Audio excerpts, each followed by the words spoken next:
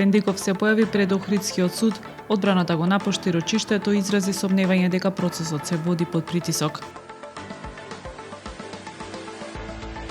Охрид авионски се поврзува со две нови дестинации, Манчестер и Лондон. Денес пристигнаа првите британски туристи.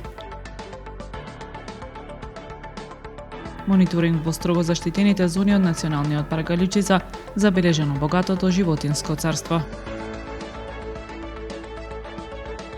Грузискиот репрезентативен бек Орион Икиндзе, нова аквизиција на ГРК Охрид. 27-годишниот лев бек во Охрид доаѓа од екипата на Кокс од Финска.